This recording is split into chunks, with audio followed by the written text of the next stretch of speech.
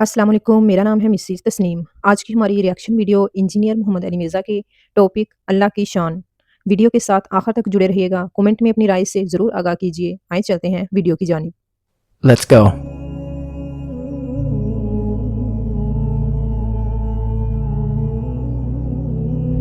अलम नजअल लहू ऐनैन, क्या हमने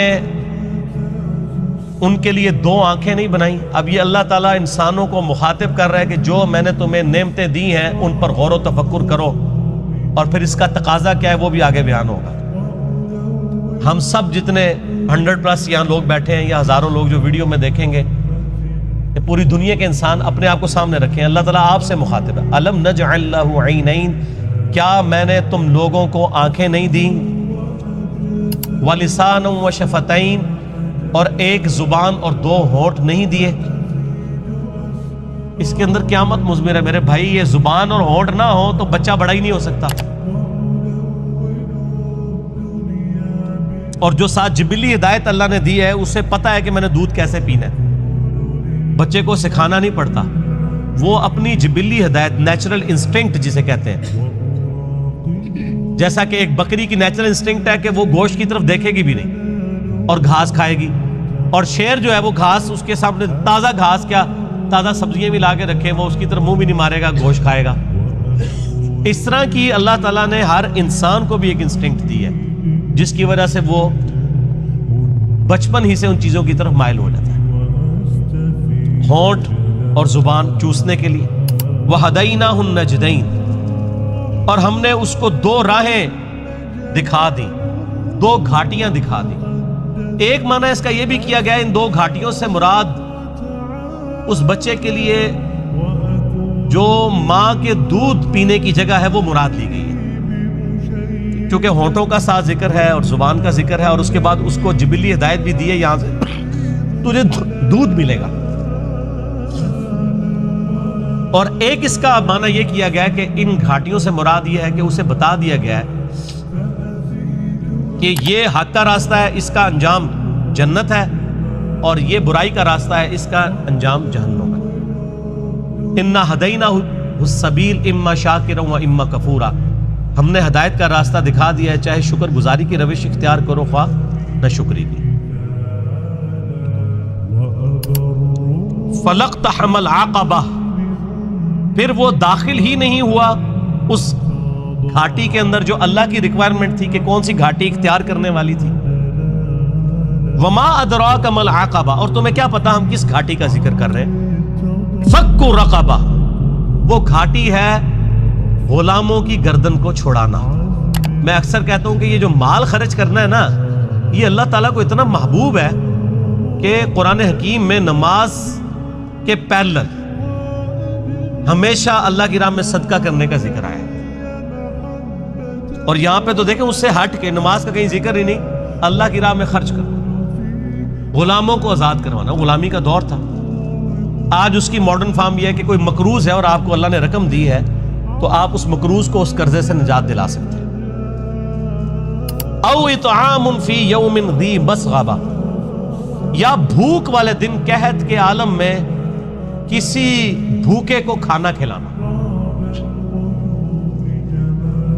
ये है वो घाटी जो तुम्हें उबूर करनी है, यानी जेब ढीली करनी है अल्लाह के लिए।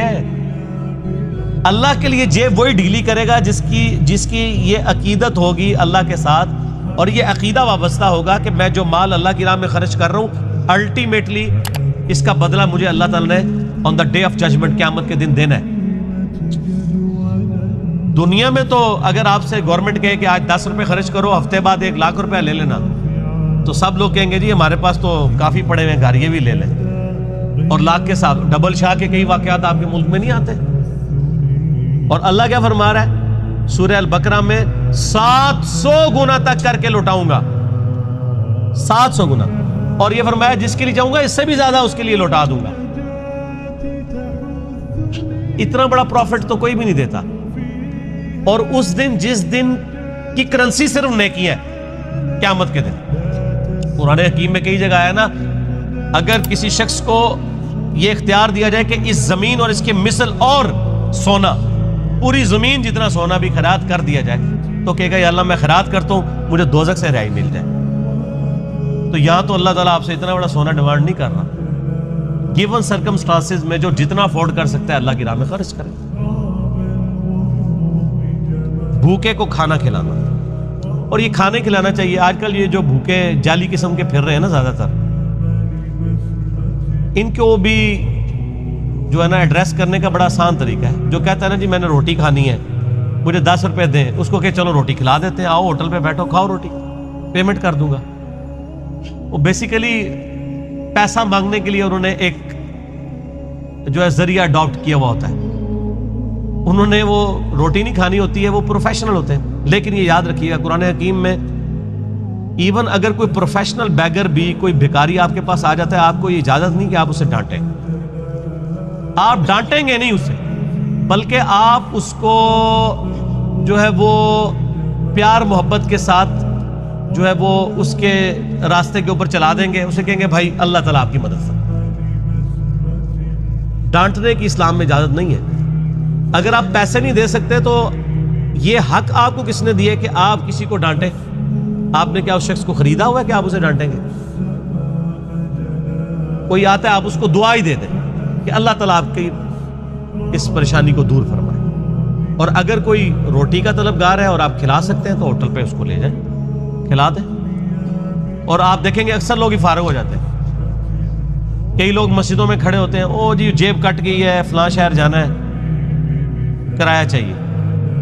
آپ ان کو اگر کہیں کہ ہاں آپ کو بس میں بٹھا دیں تو 100 میں سے شاید 2 یا 3 بندے تیار ہوں گے.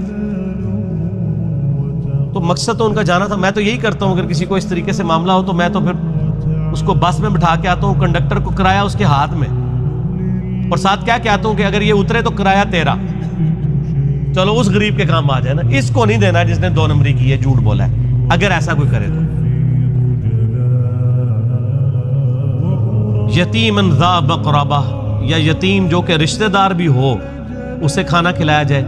او مسکینن ذا متربہ, یا مسکین جو ہے جو خاک نشین ہے, مٹی پہ بیٹھنے والے جن کے پاس جگہ بھی نہیں ہے, ان کو کھانا کھلانا.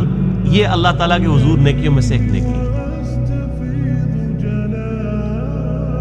ثم كان من الذين آمنوا وتواصوا بالصبر وتواصوا بالمرحمہ, پھر اس کے بعد ایمان والوں سے جو ایک دوسرے کو نصیحت کرتے ہیں صبر کی, اور ایک دوسرے کو رحمت کی نصیحت کرتے رہتے ہیں. دیکھیں اللہ کی راہ میں صدقہ اور خیرات کرنے کے بعد اللہ تعالیٰ نے ایمان لانے کا ذکر کیا ہے, اور اللہ کی راہ میں جو صبر و استقامت ہے اس کا ذکر کیا ہے, صرف امپورٹنس بتانے کے لیے کہ اللہ کی راہ میں جیب ڈھیلی کرنے کی کتنی امپورٹنس ہے. ایمان لانے والے, صبر اختیار کرنے والے, اور صبر کی تلقین کرنے والے. یہ تو خیر ڈیٹیل آگے سورۃ العصر میں آئے گی نا, جو 4 کامیابی کے لیے شرائط ہے, ان میں آخری 2 شرائط یہی ہیں کہ آپ نے حق بات کی تلقین کرنی ہے اور صبر کی تلقین کرنی ہے. اولئک اصحاب المیمنہ, یہی وہ لوگ ہیں جو قیامت والے دن دائیں ہاتھ والے ہوں گے, یعنی ان کا نامہ اعمال ان کے دائیں ہاتھ میں دیا جائے گا. والذین کفروا, وہ جو انکار کرنے والے ہیں, ناشکری کرنے والے ہیں, بی آیاتنا, ہماری آیات کی, ہم اصحاب المشأمہ, وہ لوگ ہوں گے بائیں ہاتھ والے. علیہم نار مؤصدہ, ان پر قیامت کے دن آگ چھا رہی ہوگی. وَلِعَوْذُ بِاللَّهِ تَعَالَى اللہم اجرنا من النار, آمین.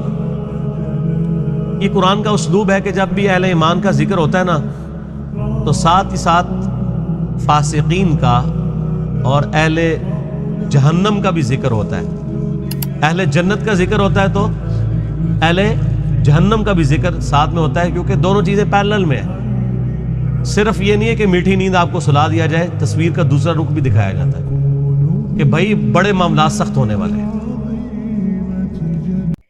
جی آمین ثم آمین. اللہ تبارک و تعالیٰ سے دعا ہے اللہ تعالیٰ ہمارا بھی شمار اپنے نیک بندوں میں شامل کرے اور ہمیں دیکھ کر سن کر سمجھنے کی توفیق عطا فرمائے. اللہ تبارک و تعالیٰ ہماری نیکی کی دعوت کو اپنی پاک بارگاہ الہی میں قبول فرمائے. اور ہمیں دیکھ کر سن کر سمجھنے کی توفیق عطا فرمائے اور ہمیں عمل کرنے کی توفیق عطا فرمائے، ہمیں صبر کرنے کی توفیق عطا فرمائے۔ مزید ہماری ایسی ویڈیو دیکھنے کے لیے ہمارے چینل کو لائک کریں، شیئر کریں، سبسکرائب کریں اور بیل آئیکن کے بٹن کو پریس کریں۔ ملتے ہیں ایک نئی ویڈیو کے ساتھ، تب تک کے لیے اجازت دیجیے۔ اوکے، اللہ حافظ۔